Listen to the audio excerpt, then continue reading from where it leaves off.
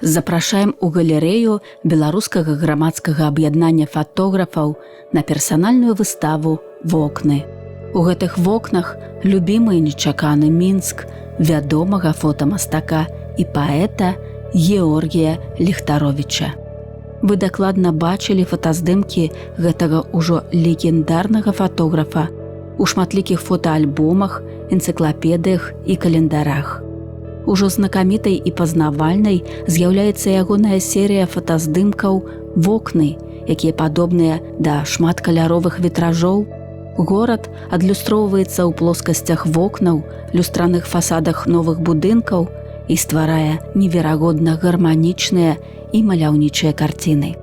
У 2008 годзе адбылася першая фотавыстава мінскіх вокнаў Георгія Ліхтаровіча у Нацыянальным мастацкім музеі Рэспублікі Беларусь. Як даўно ствараецца серыя «Вокны»? Колькі вокнаў ужо налічваецца ў фотакалекцыі? Што такое удалы фотаздымак? Пра ўсё гэта мы паразмаўлялі з аўтарам твораў Георгіем Ліхтаровічам. Калі ўзнікла гэтая ідэя? Здымаць вокны, здымаць адлюстраванні. Здымаць адлюстраванні, здымаць вокны, ідэя эта ўзнікла вельмі даўно, яшчэ за савецкім часам. Але тады здымалася ўсё на стужку буржуазную, кодакаўскую. І нормы для нас, для стварэння шэдэвра, былі 1,5 кадра на кадр. З 3 кадраў павінен быў 2 здаць фототэку шэдэвра. Вось. А на слайд здымаць это даволі складаная справа па тых часах была. Таму нейкія кадры ў нейкіх альбомах з'яўляліся вот такія з выявамі адлюстравання нейкага. Але разгуляцца руке ніяк немагчыма было. Вось. А калі ўжо лічба пачалася, вось тады я узгадаў гэтую самую сваю ідэю і пачаў паціху нешта здымаць. Вось адзін з першых кадраў тых самых акенцаў. А там нават быў варыянт, дзе яшчэ вышэй трошачкі было, і там быў і чорны квадрат.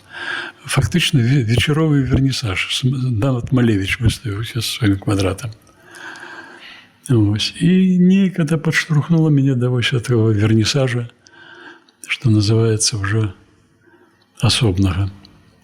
2 супрацоўніцы музея прыйшлі да мяне ў госці, неяк завіталі, і я ім паказаў нейкае такое слайд-фільмік. Яны ў захапленні былі і казалі: «Усё, давай выставу рабіць».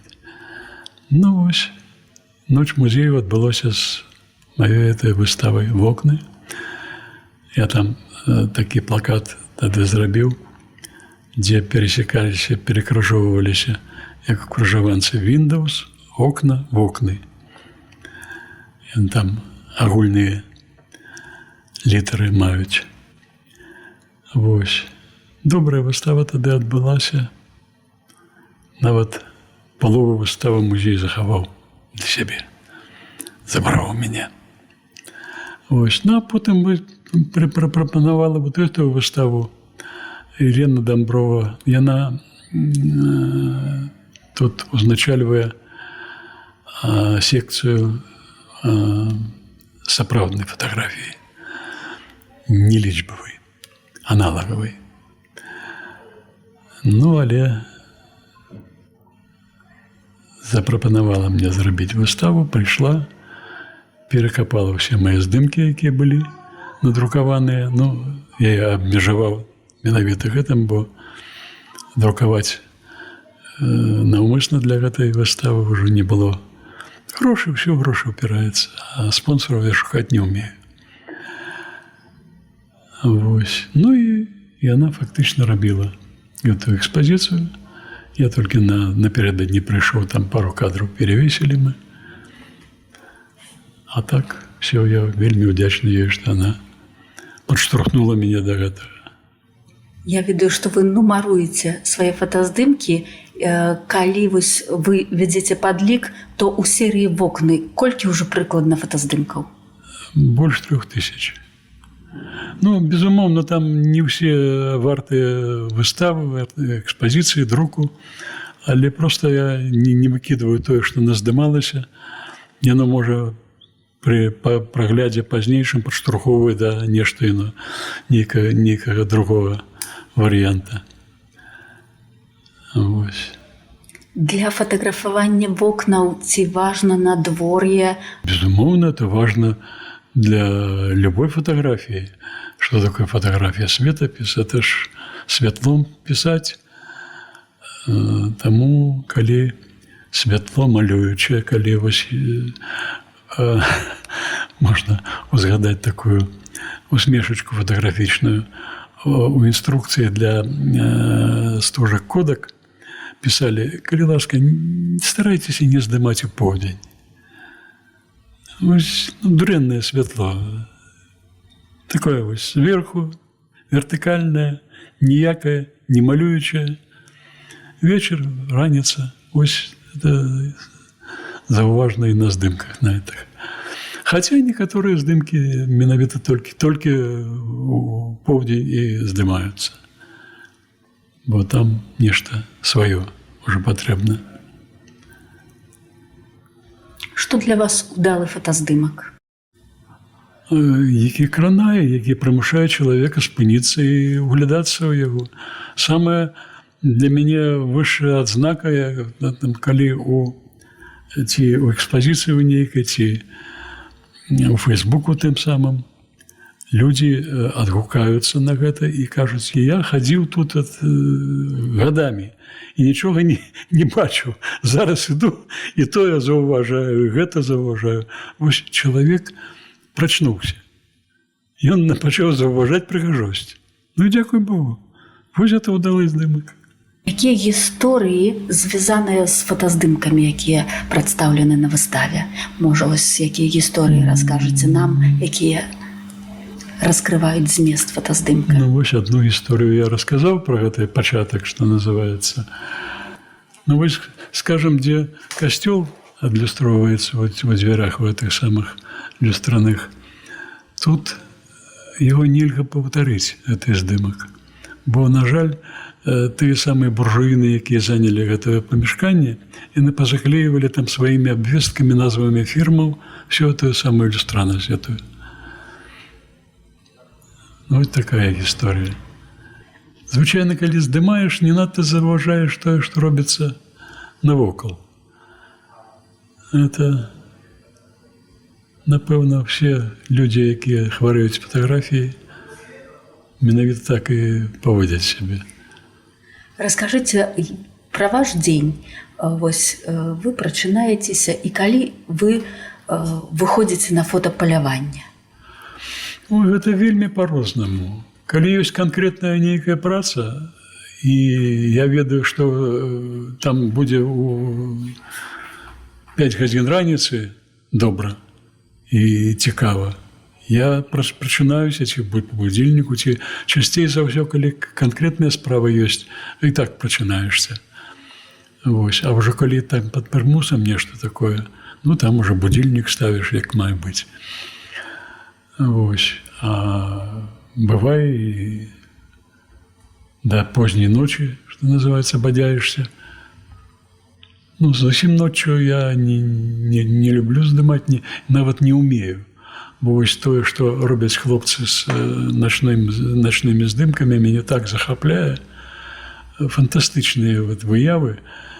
І я проста не ведаю тэхналогіі гэтай самай. Ну, я ўжо не ўблытваюся ў гэтую парафію іхную, хай яны проста бліскучыя здымкі ёсць у іх. Вы легендарны фотамастак, які паказалі Беларусь. Ці сёння вандруеце па Беларусі? Вандрую. Правда, апошнім часам, калі раней все-таки былі нейкія працы. Вось календар нейкі, нешта яшчэ такое.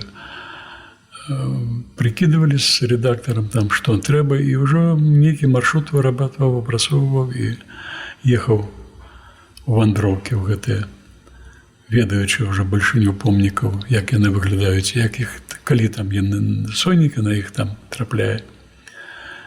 Вось. А зараз троху крызіс жанра. Все сталі фотографамі, абсалютна ўсе. Раней фотограф быў нейкі, фотаграфія справа цёмная, як мы казалі. Пры чырвоным святле, пры цембры. Вось. А сёння націснуў на пімпачку, все за цябе камп'ютар гэты зробіць.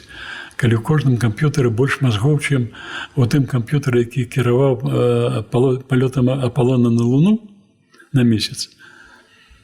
Што сказаць? Вось. Таму менш, значна менш здымаеш нешта канкрэтнае. А вось такія тэмы, як вокны, як яшчэ адна тэма у мяне ёсць рух. Это калі трошачкі вось тое самае рух стараешся зафіксаваць ці доўгай вытрымкай, ці іншымі нейкімі момантамі. Ну і, напэўна, яшчэ тое, што я хачу зрабіць, это паказаць нешта з канца 60-х, пачатка 70-х гадоў. Тое, што я здымаў, калі працаваў у Інстытуце мастацтвазнаўства, этнаграфіі і фальклору, мне шанцавала на доўгія назвы. Вось. Там збор помнікаў гісторыі і культуры тады рабілі, і першы том па Брэсцкай вобласці я рабіў. Вось тады я ўбачыў, напэўна, першы раз сапраўдную Беларусь, калі мы па Брэсцкаму раёну праехалі, вось эту караткевічаўскую Беларусь. І тады нават Караткевічу нейкія знімкі спадабаліся, ён папрасіў праз Валентіну, каб я надрукаваў там нешта яму. І я адзін здымак надрукаваў, і ён канкрэтна паказаў, што вось гэты здымак. Я ўжо дастаў паперы 50/60 венгерскай, па тых часах это жудасны дэфіцыт. Ось. І потым, калі быў у яго дома, бачыў, што ён прышпіліў яго над пісьмовым сталом, а там была такая царквуха драўляная ў вёсцы Дубок Брэсцкага раёна. І яна такая была, здымак быў троху не энцыклапедычны, не правільны, а там ужо сонейка так заходзіла, з-за крыжоў яна выбівалася такімі праменьчыкамі і бакавым такім святлом асвятляла гэтую драўляную царкву. Чорна-белы здымак, безумоўна, па тых часах здымалі на чорна-белую стужку ў асноўным. Ось. Цікавы такі ўспамін. А тут проста шанцавала на добрых людзей, на цікавых людзей. Ось тым же самым Караткевічам, дзякуючы таму, што ягоная жонка Валентіна прыйшла до нас у сектор свого збору помнікаў працаваць. І все, Никитина, а потом Короткевич. Пытаюся, а той Короткевич, что? Ну и потом уже и убачился, и познайомился. И...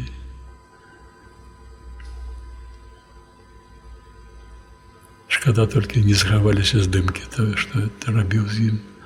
Як піянер Вася здаваў у фототэку інстытута, а потом, калі спатрэбілася мне надрукаваць нешта, зайшоў туды, это уже праз гады нейкі, 10годдзі, напэўна. Не знайшоў. Нема. І все. Некаторыя звычайныя там кадры ляжаць, все падпісана, все нормально. Но сам же і падпісваў. На конвертах з негатывамі. Ну вось. У вас ўжо сабраўся вялікі архіў. Калі вы вось адчулі, што трэба сістэматызаваць? Ой, гэта адчуванне з'яўлялася ўжо процьму разоў, і ўсё неяк не жанцуе. Вось тое, што захавалася з тых самых часоў, ну, это негатываў, напэўна, там 50-70, я не ўсё захоўваў у сябе. Вось. А недзе гадоў 10 больш таму я вырашыў зрабіць выставу такую розную, там і мінскую, і нейкія краявіды, і выбраў лепшыя негатывы каляровыя. І аддаў лабаранту надрукаваць кантролькі першым чынам, каб ужо з імі працаваць і нешта думаць. І нешта ён не тэлефануе мне. Я ўжо сам да яго завітаў у лабараторыю, а ён вочы хавае. Я кажу, што здарылася? Ой, Георгий Леонардович, у меня тут такая трагедия. Трубы водопроводные с горячей водой ляснули, и все залило. Короче, лепшие негативы, якія былі вось самага рознага кшталту, яны загінулі. Вось. Сумна, конечно, злаваўся жудасна, ну а што зробіш? Некие, конечно, варианты можно знайсці, но ўжо вот эта ідэя гэтая зрабіць з лепшых, яна ўжо загінула. Выстава «Вокны» адбываецца ў галерэі беларускага грамадскага аб'яднання фатографаў. Спачатку арганізацыя была створана ў 2003 годзе пад назваю «Саюз фатографаў», а ў 2016 перайменавана ў грамадскае аб'яднанне. У 2023 годзе адбылося адкрыццё фотагалерэі ў Мінску па вуліцы Прытыцкага, 10, недалёка ад метро Пушкінская. Пра галерэю і выставу «Вокны» нам расказала намеснік старшыні беларускага грамадскага аб'яднання фатографаў Алена Данброва. Галерея Full Frame Белорусского общественного объединения фотографов открылась в 2023 году в ноябре месяце. Но на самом деле у этой галереи, она хоть и маленькая такая, да, комфортная, у нее есть большая история. Дело в том, что когда-то данная галерея относилась к всему известному печатному центру «Мир фото», руководителем которой являлся Виктор Петрович Суглоб. И здесь, конечно, очень часто выставлялись известные авторы из Литвы, из Польши, из ближнего дальнего зарубежья. То есть как бы это своего рода была такая выставочная мекка. Но время меняется, события изменяются, и на одно время это как бы галерея была в упадке, потом она даже не использовалась по прямому назначению. Но вот общественное объединение фотографов решило это дело, как говорится, возродить, да, и как бы к юбилейным, с одной стороны, своим событиям. У нас вот в 2003 году, получается, был учредительный съезд, где фотографы собрались и решили, что все-таки надо обязательно, чтобы был свой творческий союз, помимо союза дизайнеров, союза художников, как-то фотографы должны быть вместе. В 2003 был учредительный съезд, а в 2004 году нас уже зарегистрировали в Минюсте, а в 2005 году общественное объединение фотографов вошло в состав Конфедерации творческих союзов. Ранее мы назывались «Фотоискусство», а в 2016 году на съезде мы решили переименоваться, и поэтому у нас как бы объединение фотографов, ну, как бы расширить понятие, потому что некоторые репортажные фотографы, да, корреспонденты, они как бы сомневались, а имеет ли смысл, да, ну, как бы работа, мы выполняем ее, пусть и профессионально, там тоже есть свои бриллианты, свои, как говорится, шедевры, но имеем ли мы право становиться такого членом, ну, как бы иметь отношение к такому творческому союзу? Конечно же, да, потому что фотография, она везде, всякое бывает очень интересное, и вот у нас сейчас тоже есть череда таких проектов, когда фотографы, которые работали на Белто, старые советские корреспонденты, которые еще снимали на пленку. И, в общем-то, занимались открыто своей работой, выполняли свой долг профессиональный, но абсолютно не задумывались над таким понятием, как выставка. Потому что считалось, ну, я работаю, да, мои как бы фотографии печатаются в изданиях, а какие там не могут быть выставки. И многие очень талантливые фотографы как бы ушли, так и не имея за своими плечами выставочных каких-то проектов. Ну, то есть как бы общественное объединение сейчас вот старается, показывает, и многие как бы удивляются, потому что у нас на слуху такие известные фотографы, как Картье-Бresson, там еще какие-то военные, там стритовые фотографы, которые именно работали с изданиями. Но своих белорусских фотографов мы как бы не знаем. Но вот мы этот пробел стараемся, скажем так, ликвидировать, чтобы страна знала своих героев. Цяпер у галерэі адбываецца выстава Георгія Ліхтаровіча «Вокны». Вось раскажыце, у чым унікальнасць гэтай выставы? Ну, уникальность этой выставки в том, что такое количество окон, как в коллекции имеет Георгий Леонардович, нет ни у кого. И мне кажется, что в его коллекции максимальное количество окон нашего города, окна как зеркало души, да, отражение нашей действительности. Плюс у него как бы отражение не просто вот эти преломления, знаешь, фантазийные какие-то моменты, и некоторые работы, они выглядят абсолютно самодостаточно. И если попытаться абстрагироваться от понятия, что это отражение в витринах, когда отражение как бы игра вот этих преломлений, это абсолютно самодостаточные картины.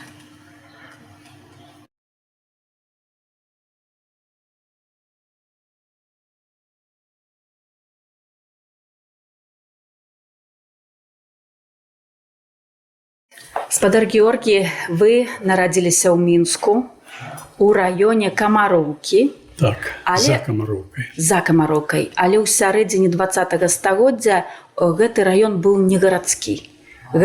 Там былі сялянскія хаты. Так. Вось і я хацела запытаць, вы самі сябе лічылі тады гарадскім жыхаром ці вясковым хлопцам? Ну, вы ведаеце, мы там жылі до 4 класа, яшчэ такія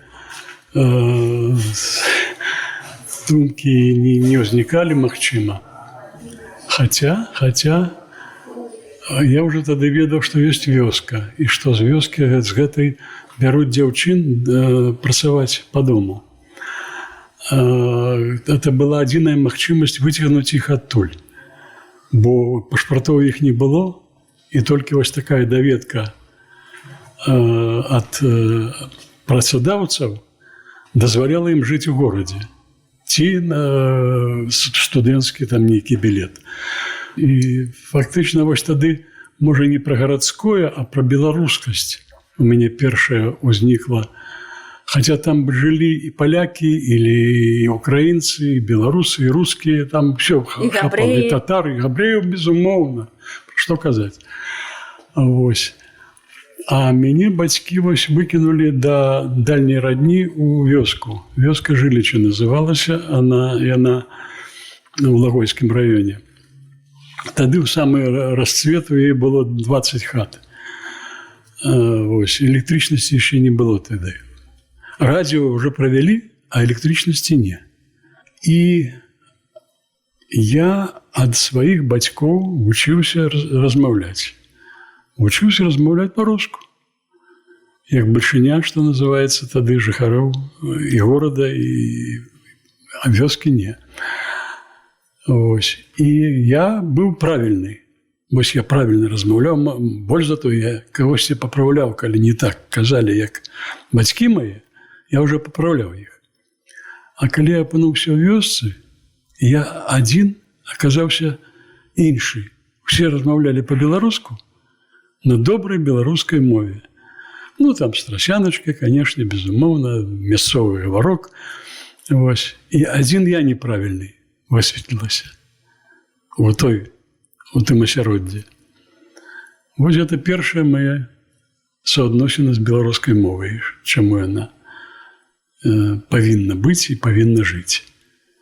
Гэта быў складаны час, здаецца, не да творчасці, але вы сталі займацца творчасцю. Чаму менавіта фотамастацтва вас захапіла?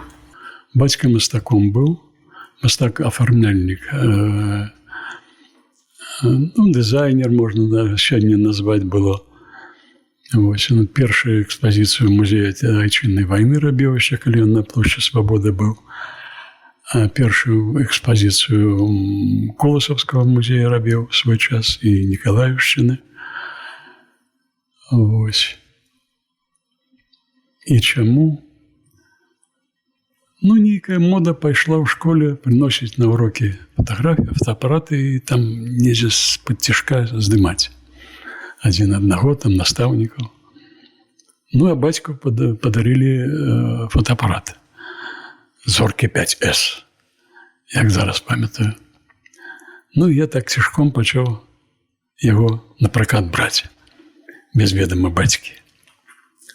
А потым паміж 10 і 11 класам бацька вырашыў такую вандроўку па партызанскіх мясцінах зрабіць. І мы паехалі. Вандроўка была такая. З Мінску у Івенец самалётам. Не здзіўляйцесь, самалётам. З Івенца пешшу ў вёску Сівіца, дзе партызанскія сябры жылі, там недалёка, кіламетра 4-5. Потым да вытокаў Ішлачы, потым на надувных лодачках авіадесантных па Ішлачы да Нёмана, прабачце, да Бярэзіны заходняй, па Бярэзіне да Нёмана, да Любчы па Нёману, і з Любчы самалётам у Мінск. Вось такая вандроўка. Ну, самалёты тыя самыя двухкрылыя кукурузнікі.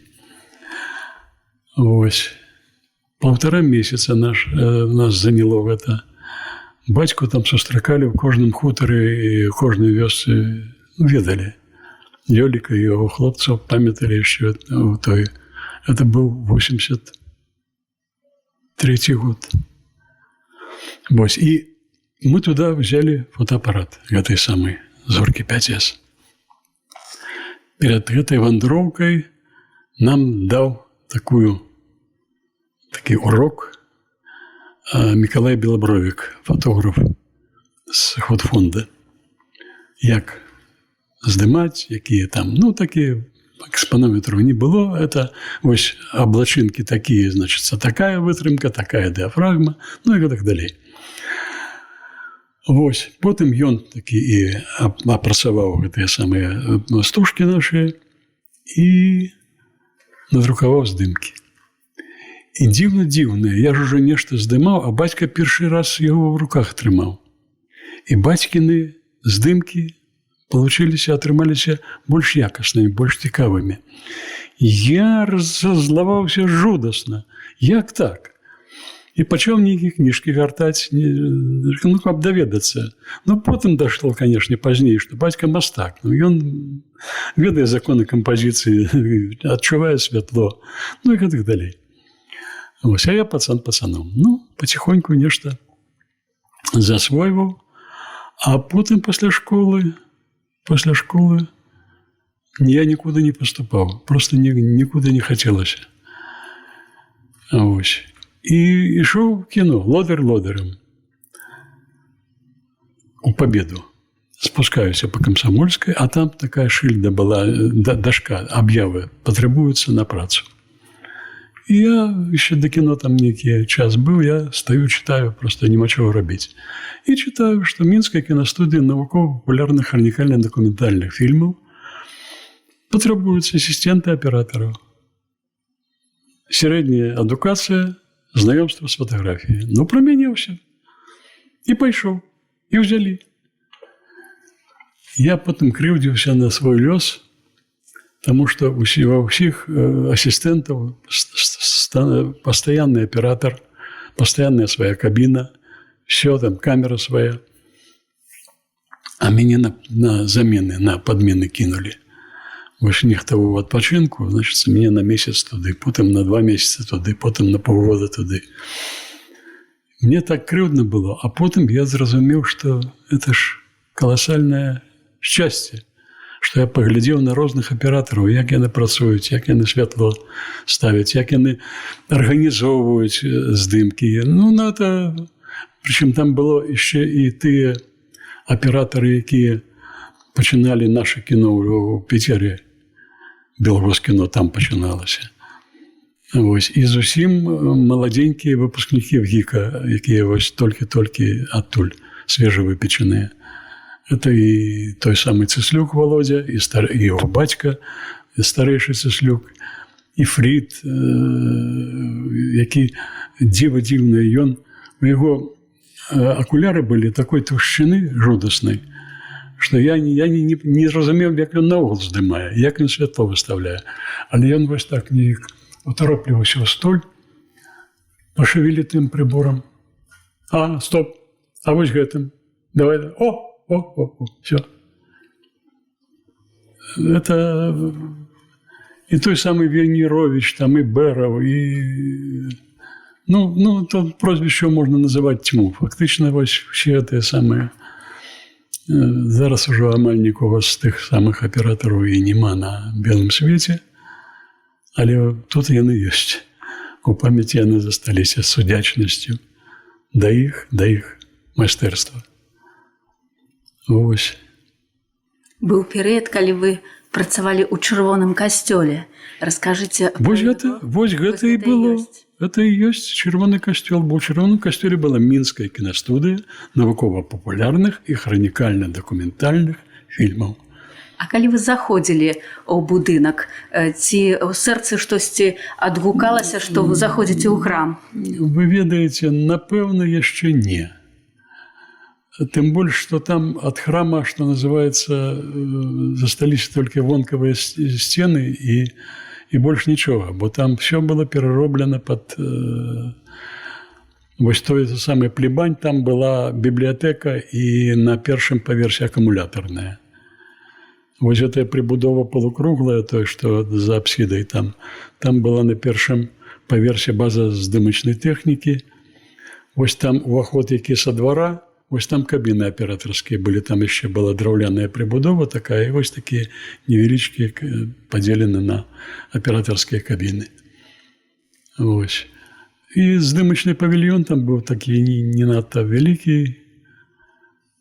Это потым уже, калі Ващенко там вітражы свае зарабіў, это стало чымсьці.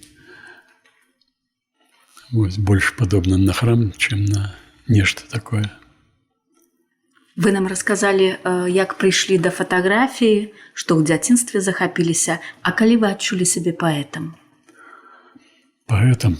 Ну, конечно, 18 год, это же святая справа. Кто же не пишет верши 18 год? Не, это глупство, конечно, было там 10-е производное, кто и казал, от Есенина ці от когось яшчэ. Вось, и это закинуто было довольно хутка, с несчастливым каханнем разом. Вот. Ну, як мае быць.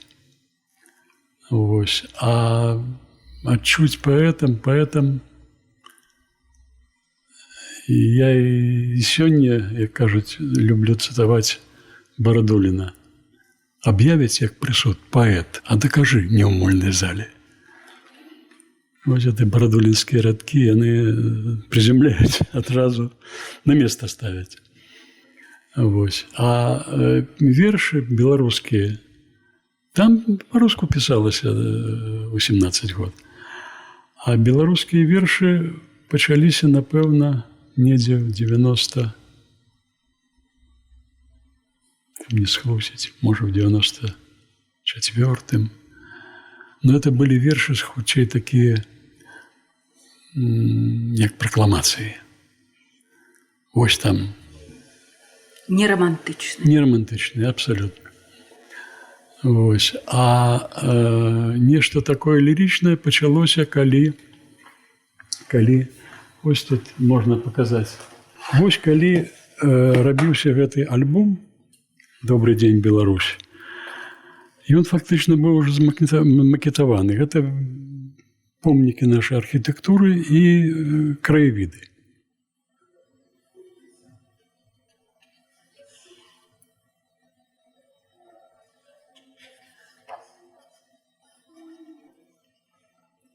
Ось і венец тады ў такім выглядзе быў.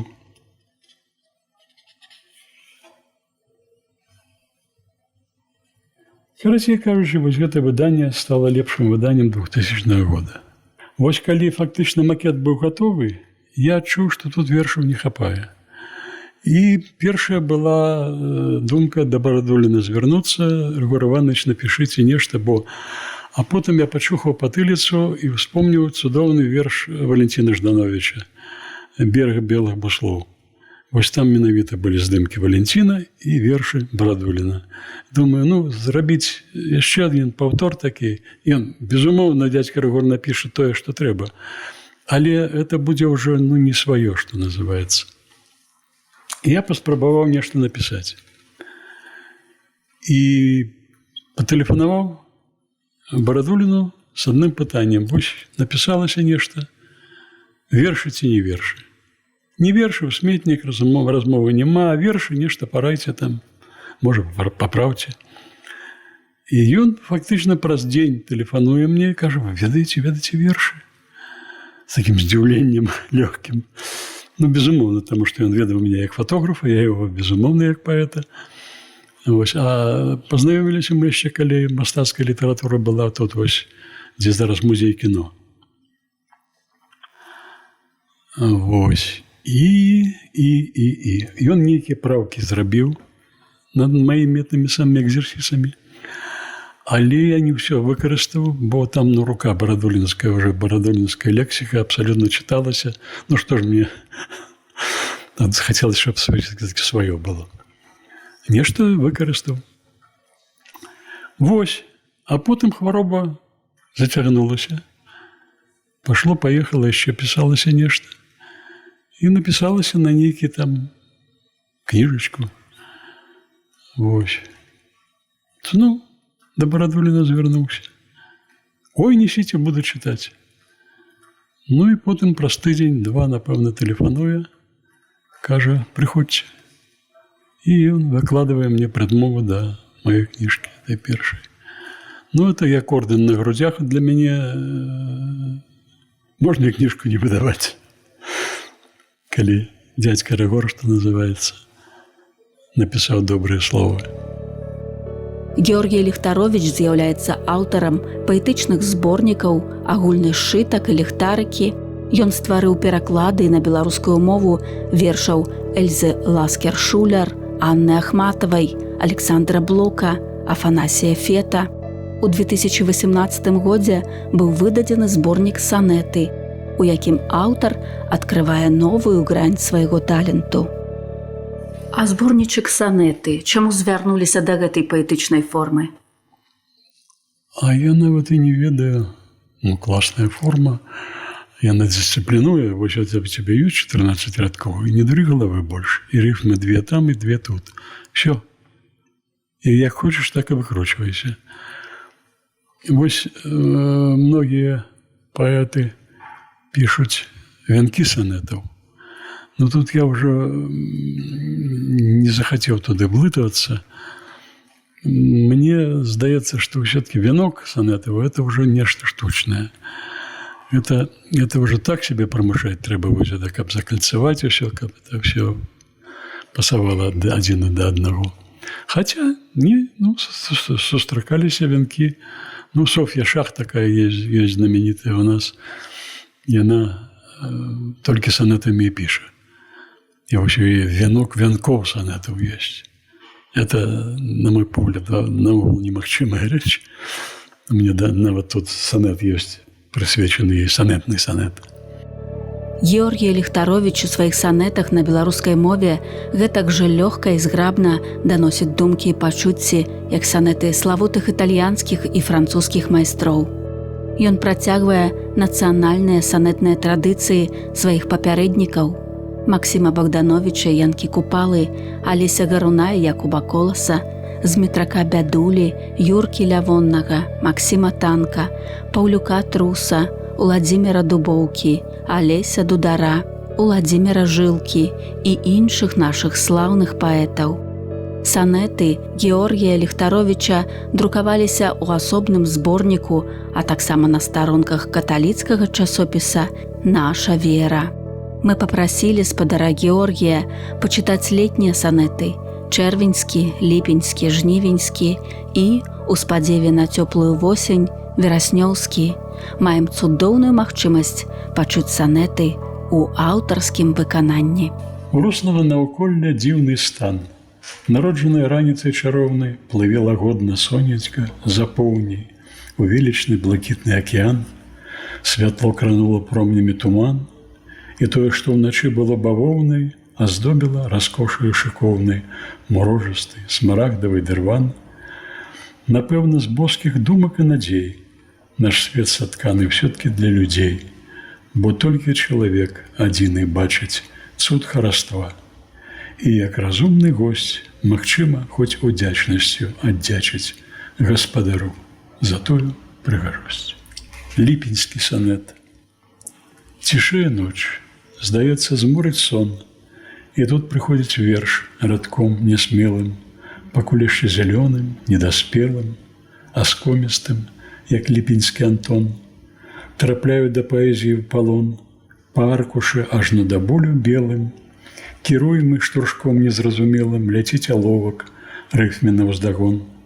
Але рука імкнецца ўжо да гумкі, знікаюць словы, узнікаюць думкі.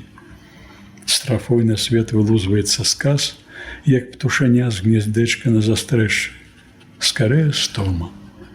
И который раз мне снятся недовершенные верши.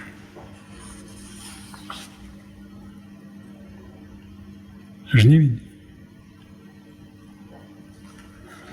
Жнівеньскі санет. Хто для нас гэты цуд стварыў? Тыя дзіўныя надвячоркі, стомай дыхалі па надворкі паміж спелых жытнёвых ніў. Ах, які гэта жнівень быў! Хмаркі сонныя, як цяцёркі, калыхалі ў нябесах зоркі, у галлі маладзік блудзіў, а туман атуляў пагоркі, плыў, нібыта дымок махоркі, быццам потайкам Бог курыў і пацвельваў сабе з галёркі. Што ж ты новага тут адкрыў? Смак айчыны, салодка горкі.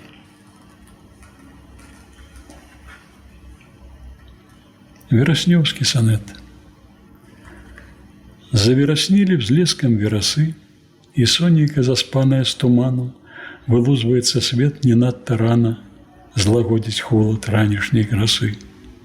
Світанне залатыя валасы, старэнькі плот расчэсвае старанна, бярозы кутасы гараць зіхмяна, як слуцкія ў музеі паясы, журбуе аблямаваная карціна, буслянкі сум, сялянская хаціна, палетак летам стрыжаны пад нуль, нязменна ўсё з часоў Барыса і Глеба.